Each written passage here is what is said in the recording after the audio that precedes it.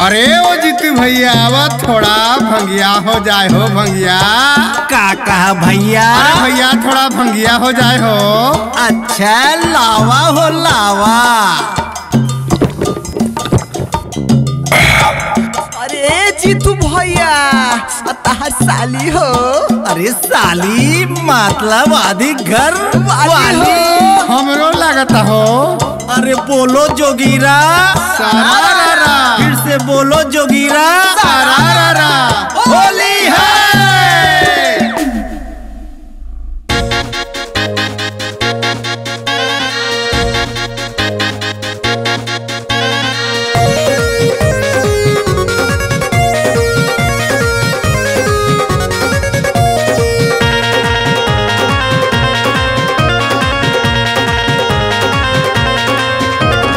भंगिया पिलाओगी, चोलिया रंगवाओगी।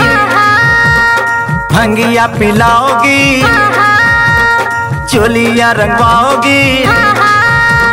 भंगिया पिलाओगी, चोलिया रंगवाओगी। आवा खेले मिल के होलिया। अरे तू डरे वाले रंगिया, धड़ाधड़ भिगवाले चोलिया। जोगीरा सारारा बोलो जोगीरा सारारा। भंगिया पिलाओगे, हाँ हाँ चोलिया रंगोगे। हाँ हाँ भंगिया पिलाओगे, हाँ हाँ चोलिया रंगोगे। हाँ हाँ भंगिया पिलाओगे, चोलिया रंगोगे। आओ खेले मिलके होलिया। अरे समझे जीजू, आजा रे अब डाल दे रंगिया। धड़ाधड़ भिगो दे चोलिया।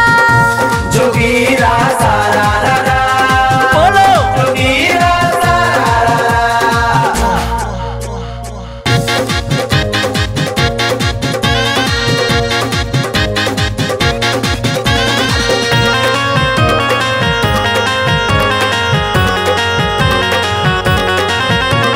होली है।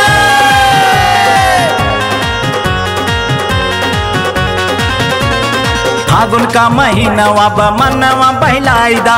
होली के बहाने आज प्यास तू बुझाईदा। फागुन का महीनावा मन तू बहलाइला। होली के बहाने आज प्यास तू बुझाइला। होली के बहाने आज प्यास तू बुझाइला। अरे आई हो साली। आवारे अब खेले होलिया, धड़ाधड़ भिगवा दे चोलिया। जोगीरा सारारा बोलो जोगीरा सारारा।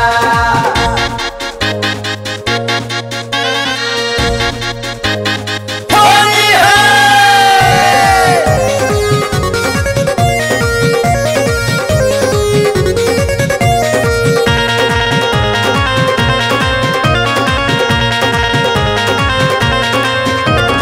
सालिया दे घर वाली खूब तो मनाइला। जितना मन चाहे जैसे रंगिया डरवाइला।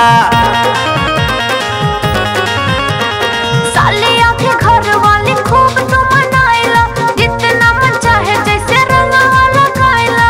जितना मन चाहे जैसे रंगवा लगाइला। ऊपर नीचे सब रंगाई। आवारे अब खेले होलिया, धड़ाधड़ भिगवा दे चोलिया। जोगीरा सारारा जोगीरा सारारा।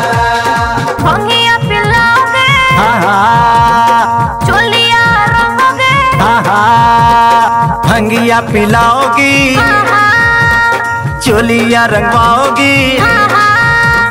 भंगिया पिलाओगी, चोलिया रंगवाओगी। आवा खेले मिल के होलिया। अरे तू डरे वाले रंगिया, धड़ाधड़ भिगवाले चोलिया। जोगीरा सारारा